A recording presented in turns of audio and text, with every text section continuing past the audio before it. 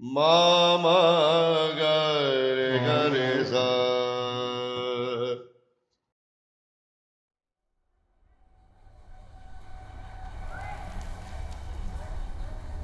आप सभी के हृदय में विराजमान परमात्मा को मेरी राम राम। रामचरितमानस बालकांड के इस 29वें एपिसोड में तुलसीदास जी ये कह रहे हैं कि परमात्मा को पाने के लिए या परमात्मा की निकटता के लिए उच्च कुल में जन्म लेने की जो बात है वो बिल्कुल भी सार्थक नहीं है। ऐसी बात नहीं है कि जो उच्च कुल में जन्म लेगा उसको जल्दी परमात्मा मिलेगा। ये तो परमात्मा की मौज है, वह किसको मिल जाए, किससे वे मिलना चाहते हैं, ये परमात्मा की इच्छा पर निर्भर करता है। परमात्मा ना किसी का धर्म देखता है, ना जाति देखता है, ना कुल, ना गोत्र, ना रूप, ना रंग, ना धन, ना बल, कुछ नहीं देखते। वे सिर्फ भाव को देखते हैं। तो इन्हीं बातों को तुलसीदास जी ने यहाँ बहुत ही सुंदर उदाहरणों के माध्यम से व्यक्त किया है अपनी इस बात को कि परमात्मा को पाने के लिए जाति कोई अर्थ नहीं रखती। कपिपति रीछ निसाचर राजा, अंगद आदि दे जे कीस समाजा। कहते हैं कपिपति, कौन है कपियों का पति? सुग्रीव। और रीछों का राजा कौन है? जामवंत जी। निशाचर राजा, राक्षसों का राजा कौन? वैसे तो रावण थे, लेकिन यहाँ पर तुलसीदास जी विभीषण की ओर संकेत कर रहे हैं। 3 राजा बताए हैं, रीछों के राजा जामवंत जी, वानरों के राजा सुग्रीव जी और राक्षसों के राजा विभीषण जी। वे 3।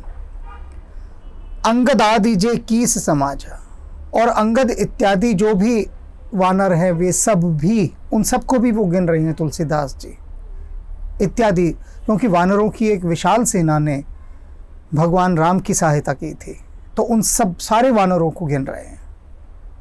बंदो सबके चरण सुहाए, मैं उन सब के जो चरण हैं उनकी वंदना करता हूँ। चरण सुहाए, बड़ा अच्छा शब्द प्रयोग किया है, सुहाए, जो सुहाता है, भाता है, सुंदर लगता है, खूबसूरत होता है, मैं उनके चरणों की वंदना करता हूँ। तुलसीदास जी कितने भावपूर्ण होकर कह रहे हैं। और आगे वाली बात जो सबसे प्यारी बात इसकी है, अधम शरीर राम जिन पाए, और जिन्होंने अधम शरीर के रहते हुए भी राम को पा लिया, राम पाए।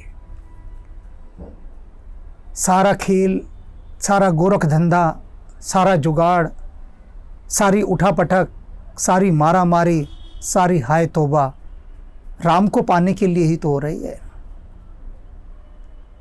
कि राम मिल जाए। तो जितने भी राम के प्रेमी हैं वे राम को पाने के लिए बेहिसाब मारा मारी मचाए हुए हैं। मचानी पड़ती है, एक अंदर का तकाजा होता है राम को पाने का, तो वो जोर मारता है अपना। अब कहते हैं ये कि अधम शरीर राम जिन पाए, वो अधम शरीर उन्होंने भी राम को पा लिया। कौन से अधम शरीर? बंदरों की कोई गणना थोड़ी ना की जाती है। ये जो जितनी जातियां हैं, वानर, रीछ और राक्षस, ये अधम जातियां मानी जाती थी, ये निम्न जातियां हैं। कौन कौन कैलकुलेट करता है इनको? कौन इनकी गणना करता है? कोई नहीं मानता था कि ये तो वनवासी और आदिवासी जातियां हैं। लेकिन इन जातियों ने भी, जिनको कि संसार अधम शरीर कहता है, ये व्यंग्य कर रहे हैं तुलसीदास जी उन लोगों के ऊपर, खुद नहीं कह रहे उनको अधम शरीर, उनको सुनाते हुए कह रहे हैं कि जिनको तुम अधम शरीर कहते हो ना, उन्होंने भी राम को पा लिया। कितने प्रिय थे राम के लिए ये सब, परमात्मा के लिए ये सब। और बात यही नहीं, आप देखिए कबीर साहब को जुलाहे हैं, संत रैदास जूते बनाते हैं। अब इनके भीतर परमात्मा कैसा खिल के प्रकट हुआ। सदना है, सैनु हैं, कितने ऐसे अनेक भक्त हुए जिनको संसार कहता था कि इनकी छोटी जाति है। लेकिन अगर छोटी जाति की होती तो परमात्मा इनके भीतर से प्रकट होता क्या? और ऐसा प्रकट हुआ कि आज तक जो बड़े बड़े ब्राह्मण हैं, बड़े बड़े महापंडित हैं, ज्ञानी हैं, वो सब कबीरदास, रैदास इनके चरणों में शीश नवाते हैं, शीश झुकाते हैं। तो ये परमात्मा की कैसी अपूर्व लीला है। आप देखिए कि वह दिखाता है कि मैं समदृष्टि हूँ, उदाहरणों से हमें समझाता है, उसके बाद भी हम ना समझें तो फिर कहने को कुछ नहीं बचता। तो ये जो जाति वाली बात है ना, कि मैं उच्च जाति का हूँ, वह नीच जाति का है, ये बहुत बहुत छोटे हृदय की बात है, बहुत संकीर्ण हृदय की बात है। जाति तो एक ही है, जीव, मनुष्य, सभी जीव हैं। मनुष्य भी एक पशु है और अन्य प्राणी भी, शेर है, बैल है, कुत्ता है, गाय है, गधा है, ये सब भी जीव हैं। मनुष्य भी, ये सारे पशु हैं, मनुष्य भी वो पशु है। और उस पशुओं में उसने कमाल का खेल जताया अपनी बुद्धि के माध्यम से। ये बुद्धि की चालाकियां हैं, विभिन्न प्रकार की जातियां बना दी गई और उसमें ऊंच नीच का भेदभाव पैदा कर दिया गया। हमारे प्रत्येक धर्म ग्रंथ के अंदर, महाभारत में भी युधिष्ठिर स्पष्ट रूप से कहते हैं, कृष्ण भी कहते हैं कि शूद्र वह है जिसके विचार शूद्र हैं। छोटे विचारों वाला, संकीर्ण विचारों वाला, निम्न विचारों वाला, जिसका दृष्टिकोण बड़ा संकीर्ण है, जो नैरो माइंडेड है, वह शूद्र है। तो शूद्रता और ब्राह्मणत्व ये सारा भीतरी खेल है, भीतरी अवस्था का नाम है। अब एक व्यक्ति बिना किसी कारण के दूसरे को लूट लेता है, उसका धन छीन लेता है, उसकी जान माल का नुकसान करता है, तो वह शूद्र है। जिसके अंदर दया नहीं, ममता नहीं, परोपकार नहीं। नरसिंह मेहता क्या कहते हैं? वैष्णव जन तो तेने रे कहिए, जे पीर पराई जाने रे। तो जो पराई पीड़ा नहीं जानता वह शूद्र है। और ये सब तो देखिए इन्होंने कितना अधिक अपना तादाद में राम जी के साथ स्थापित किया, वानरों ने, रीछों ने और राक्षसों के राजा विभीषण ने। तो अपने भीतर कहीं भी अगर आपके गहरे में ये बात है कि कुछ जातियां ईश्वर को नहीं पा सकती, तो उसको तत्काल निकालकर अपने मन का शुद्धिकरण कीजिए। आगे चलते हैं। रघुपति चरण उपासक जेते, जितने भी भगवान राम के चरणों के उपासक हैं, तुलसीदास जी देखो सबको समेट रहे हैं। पीछे वो बात आई थी ना कि नमस्कार कॉपी टू ऑल, तो ये सबको, ये है कॉपी टू ऑल जो कह रहे हैं जिस तरह से कि राम रघुपति चरण उपासक जेते, खग मृग सुर नर असुर समेते, बंदौ पद सरोज सब केरे, जे बिन काम राम के चेरे। कि जितने भी राम के चरणों के उपासक हैं, खग पक्षी, मृग, जितने भी पशु हैं, हिरण इत्यादि, सुर देवता, नर मनुष्य, असुर राक्षस, राम के चरणों के सभी उपासक हैं। ये पशु पक्षी, सारा संसार ही तो राम के चरणों का उपासक है, कौन नहीं है। ये बात अलग है कि सबके राम अलग अलग हैं। वो जो एक राम है वो सबके मन में जाकर अलग अलग राम हो जाते हैं और वह उस एक राम को अपने अपने आईने से देखता है। जैसे कि एक सूर्य है, मान लीजिए ये सूर्य को हमने कह दिया राम। अब बहुत सारे शीशे लगे हुए हैं, दर्पण, हर आदमी के घर में अलग अलग, किसी के लाल है, किसी के पीला है, किसी के नीला है, हर तरह के दर्पण लगाए हुए हैं। और उन दर्पणों में से या उन शीशों में से जो रंग बिरंगे शीशे हैं, उस राम का प्रकाश, उस सूर्य का प्रकाश उनके भीतर से गुजरता हुआ उसके घर के अंदर घुसता है। तो एक जना कहता है कि नहीं, जो लाल रंग का प्रकाश है यही ईश्वर है। दूसरा कहता है तुम गलत कहते हो, नीले रंग का प्रकाश ईश्वर है। तीसरा कहता है नहीं भाई, तुम दोनों गलत हो, पीले रंग का प्रकाश ईश्वर है, क्योंकि मैं प्रतिदिन दर्शन करता हूँ। तो दूसरे कहते हैं हम क्या बेवकूफ़ हैं, हम भी प्रतिदिन करते हैं, तुम करते हो तो, लेकिन हम तुमसे ज़्यादा बेहतर ढंग से करते हैं। अब सारा खेल, सारा लड़ाई, सारा झगड़ा, सारा फसाद सब इसी खेल का है कि वो जो एक है। हर एक धर्म के व्यक्ति ने, बड़े मज़े की बात है देखना, बहुत मज़े की बात है, हंसी भी आएगी आपको, कि हर धर्म का आदमी कहता है कि भगवान एक है। हर एक कोई, वो दूसरे की घोषणा ही नहीं करता। किसी धर्म में मैंने, मेरी अधिकतम जानकारी में मैंने कभी नहीं जाना कि किसी भी धर्म ने ये कहा हो कि दो भगवान हैं। हर एक कोई कहता है एक है, और वो कहता है जो मेरा भगवान है वही सबसे बड़ा ताकतवर है, सबसे महान है। बात गलत नहीं है, सही है, लेकिन उसका आईना थोड़ा सा देखने का जो है ना, थोड़ा सा डगमगा जाता है। अब वो ये नहीं देख पाता कि वो एक ही, जब वो एक है तो उस एक ही की तो किरणें चारों तरफ जाएंगी। अगर वो एक है तो उस एक ही का तो नूर सब में जा रहा है ना। तो सब ने जो अलग अलग शीशे लगाए हुए हैं, उनसे जो रोशनाई उनके अंदर जा रही है, पर जा तो वो उसी एक की रही है ना। और फिर जब कोई ये कहता है ना कि मेरा भगवान सबसे श्रेष्ठ है, सबसे ताकतवर है, दूसरों से बेहतर है, तो वहाँ दो बातें होती हैं, ये बात जान लेना। एक जो अहंकार में भरकर, गुरूर में भरकर ये कहता है, उसकी तो बात ही खराब हो गई। जब किसी ने ये गुरूर में आके कहा कि मेरा भगवान सबसे ताकतवर है, सबसे पवित्र है, सबसे अच्छा है, अगर गुरूर में कही तो बात खराब हो गई, अहंकार से बात बिगड़ जाती है। अगर कोई प्रेम में भरकर कहता है कि मेरा परमात्मा सर्वशक्तिमान, सर्वश्रेष्ठ है, सबसे सुंदर है, सबसे प्यारा है, सबसे दयालु है, तो बात बिगड़ती नहीं है। क्योंकि जो पिता है, अब कोई बच्चा ये कहे कि मेरा पिता सबसे ज़्यादा ताकतवर है, सबसे ज़्यादा प्यारा है, दयालु है, तो हम इनकार थोड़ी ना करेंगे। हर प्रेमी को अपनी महबूबा सबसे खूबसूरत दिखाई देती है। वो कहता है मेरी प्रेमिका से सुंदर इस दुनिया में कोई है ही नहीं, और मिस यूनिवर्स को भी वो फेल कर देता है, कहता है बेकार है, वो सबसे सुंदर मेरी प्रेमिका है।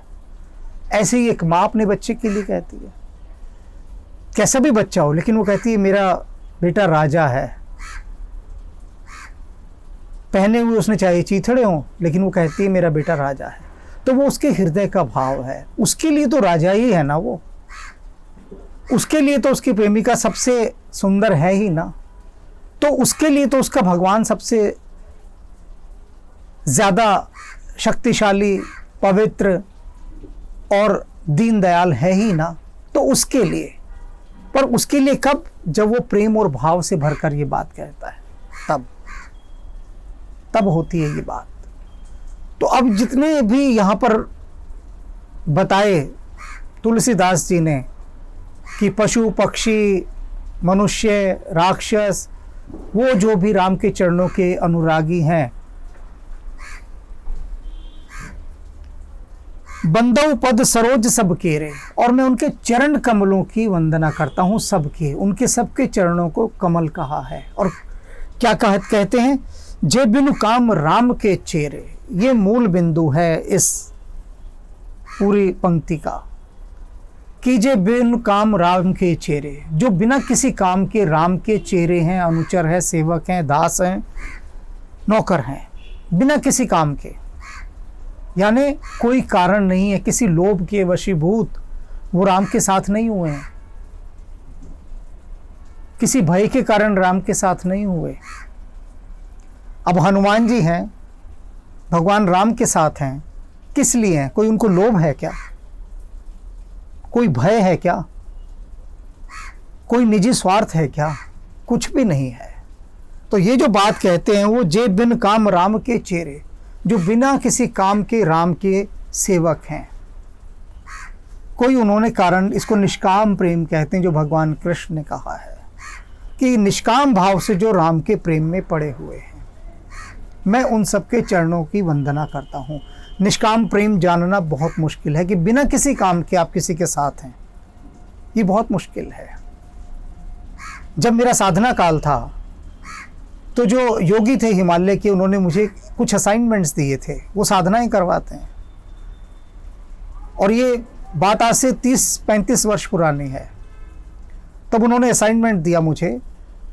कुछ को तो पहले असाइनमेंट दिए जाते थे प्राचीन काल में, जो राजा अगर इन महायोगियों के, बुद्ध पुरुषों के पास जाते थे कि हमें आप ज्ञान दीजिए, तो बुद्ध पुरुष उनको क्या कहते थे, जो महायोगी हैं उनको क्या कहते थे कि कटोरा लो हाथ में और भिक्षा लेकर आओ, ये असाइनमेंट देते थे। अब राजा और किसी से जाकर भीख मांगे तो पहले सबसे बड़ी दीवार वो उसके अहंकार की तोड़ते थे कि जा भीख मांग, ये असाइनमेंट होता था।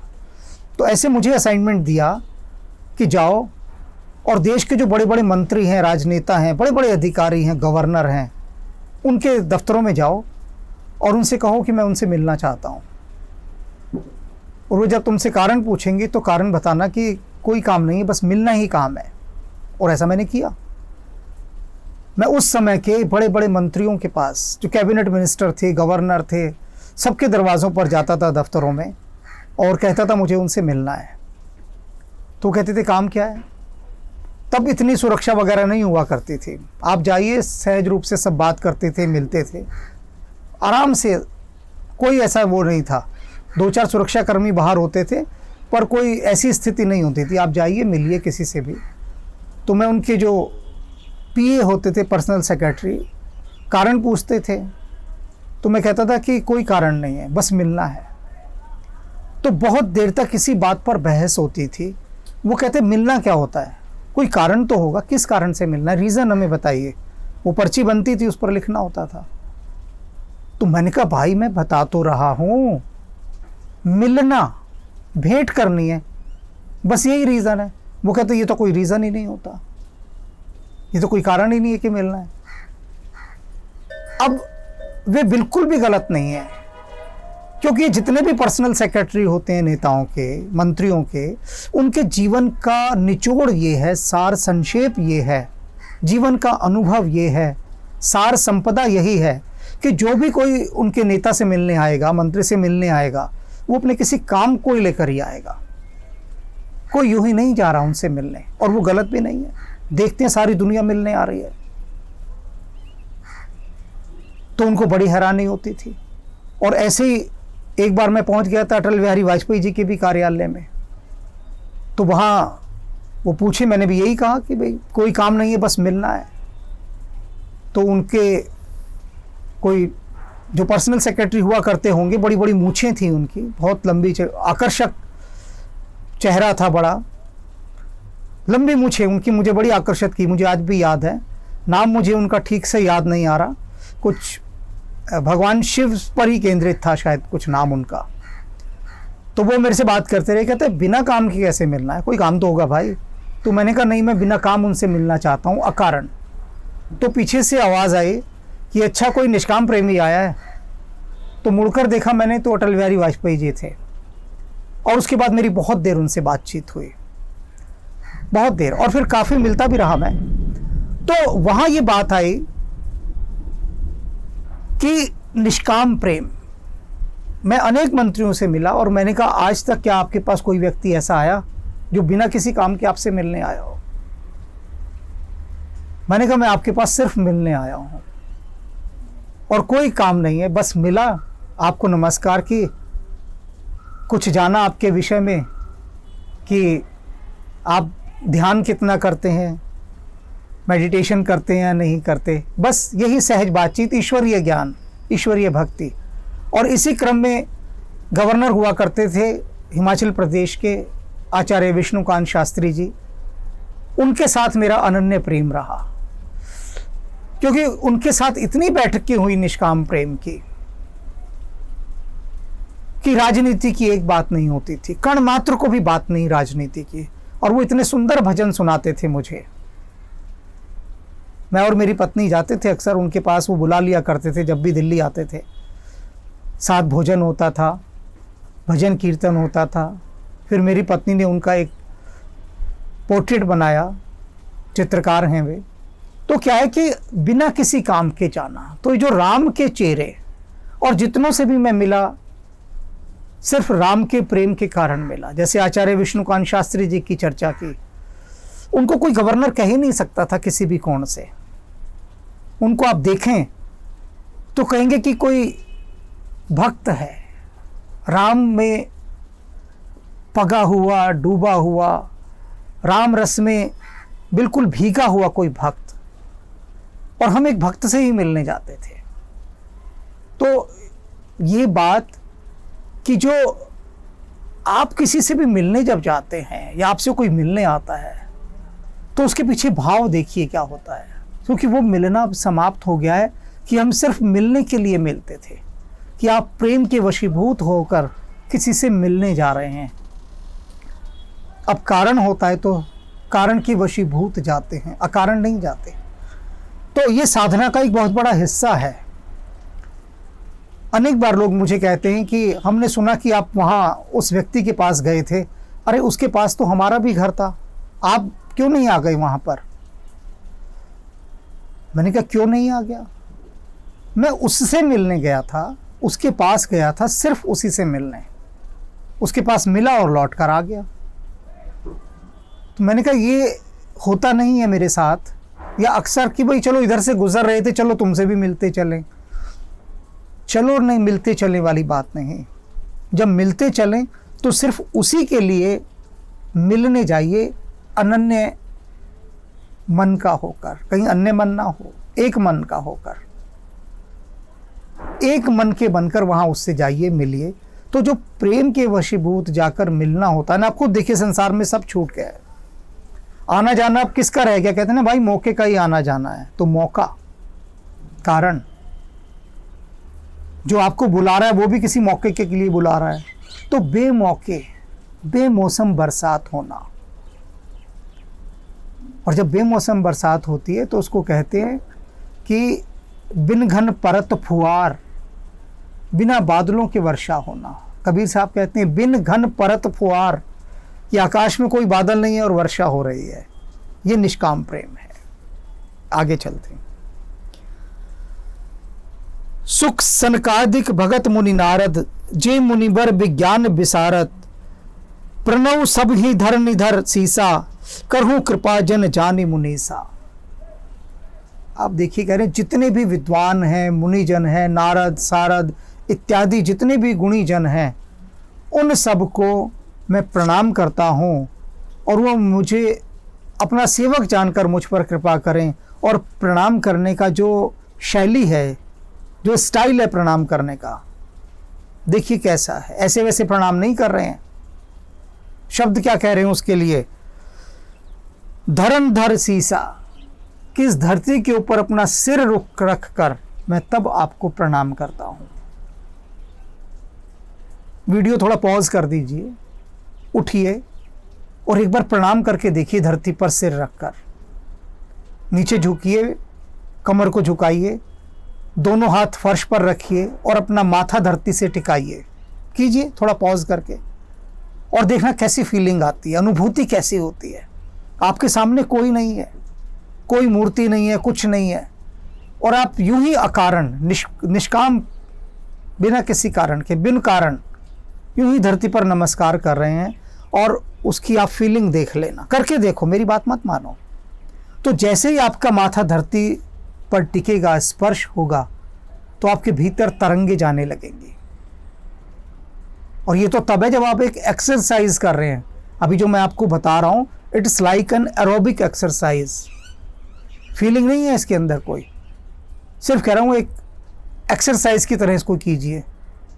लेकिन यही एक्सरसाइज जब फीलिंग बन जाती है, जब इसमें इमोशंस आ जाते हैं, और जब आप इमोशनली होकर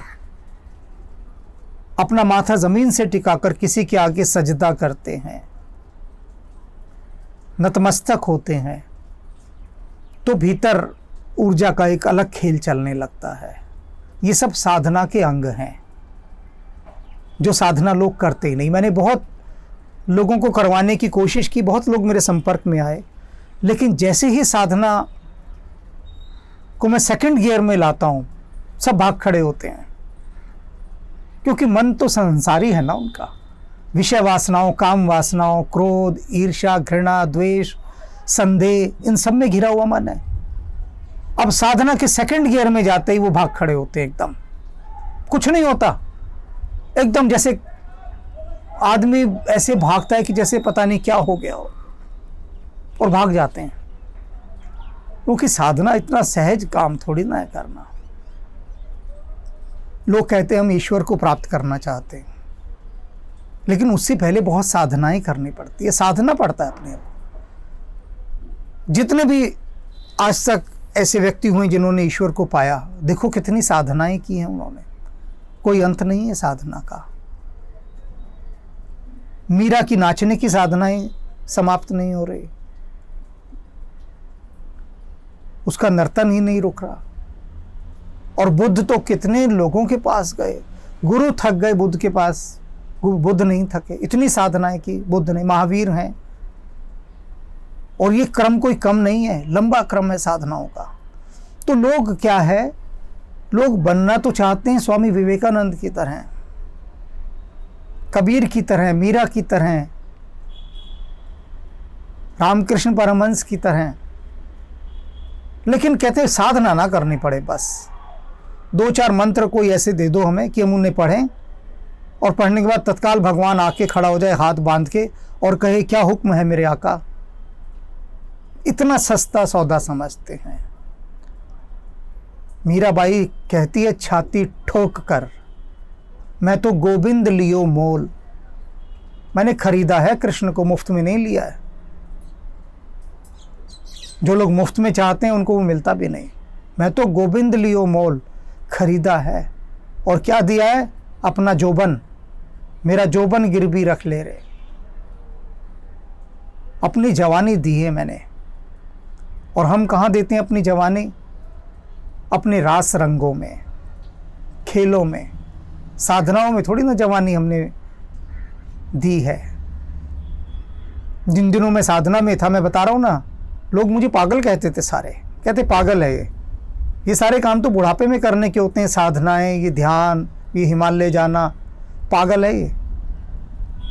और मुझे उनसे ये सम्मान पाकर बहुत प्रसन्नता होती थी कि सदा सभी को यही सम्मानित, इसी नाम से सम्मानित किया गया है, पागल कहकर। जो भी इस रूहानी रास्ते पर गया है उसे दीवाने का ही तो खिताब मिला है, और मिला क्या है। तो ठीक है, थोड़ी सी दीवानगी आप भी पैदा कीजिए, थोड़ी साधना की ओर बढ़िए।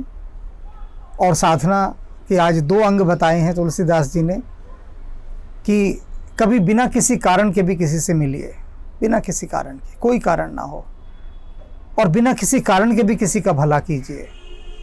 किसी का भला हम तभी करते हैं जब हमारा भला होने वाला हो, तो वो चीज़ बीच में से निकाल दो। ये छोटी सी 2 साधनाएं, और जिसके प्रति सम्मान रखते हैं थोड़ा सा भी, उसको थोड़ा सा धरती के ऊपर माथा टेक कर प्रणाम करने का प्रयास करें। 3 साधनाएं हो गई, देखते हैं कितनी हो पाती है। राम राम। असुर मारि थापहि सुरन, राखै निज श्रुति सेत। जग विस्तारहि बिसद जस, राम जन्म कर हेत। भय निशाचर जाइते, महावीर बलवान। कुंभकर्ण रावण सुबट, सुर विजयी जग जान। छल कर टार उतास व्रत, प्रभु सुर कारज कीन। जब ते ही जाने मरम तब, श्राप कोप करि दीन। बोले बिहसी महेश तब, ज्ञानी मूड न कोई। जेहि जस रघुपति करहि जब, सो तस तेहि छन होई। कहो राम गुण गाथ, भरद्वाज सादर सुनौ। भवभंजन रघुनाथ भजु, तुलसी तजि मान मत। सूख हाड़ लै भाग सठ, स्वान निरखि मृगराज। छीन लई जनि जान जर, तिमि सुरपत ही न लाज। सहित सहाय सबीत गति, मानिहारी मन मैन। गहे सिजाई मुनि चरण तब, कही सुठी आरत बैन। शंभु दीन उपदेश हित, नहीं नारदई सोहान।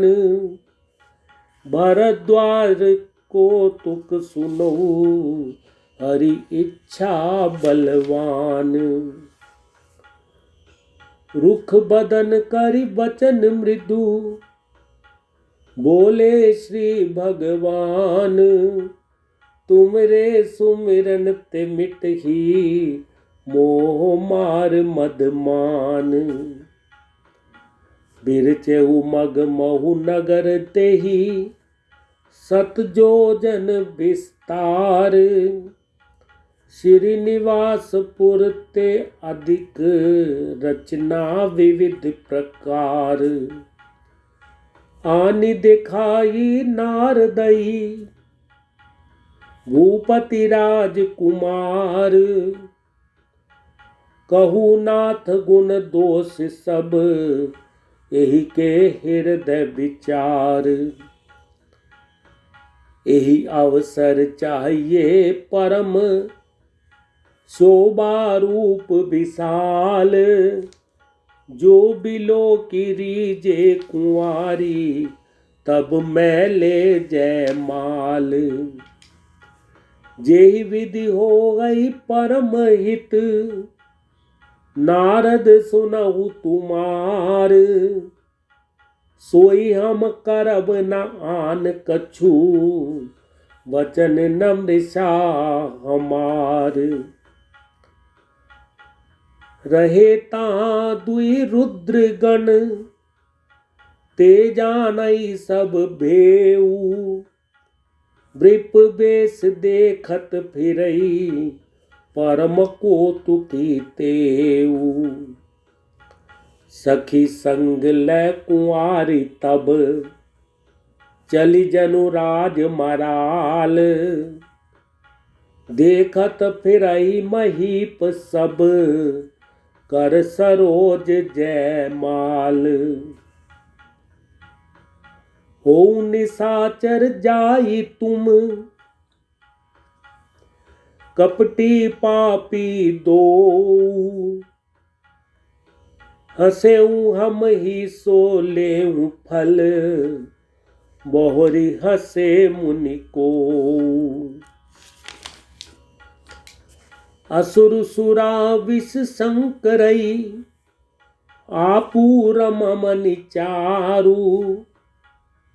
स्वार्थ साधक कुटिल तुम, सदा कपट व्यवहारु। श्राप शीस धरि हर्षि हियै, प्रभु बहु बिनती कीनी। निज माया के प्रबलता, करसि कृपा निधि लीनी। बहुविधि मुनहि प्रबोधि, प्रभु तब भय अंतर्धान।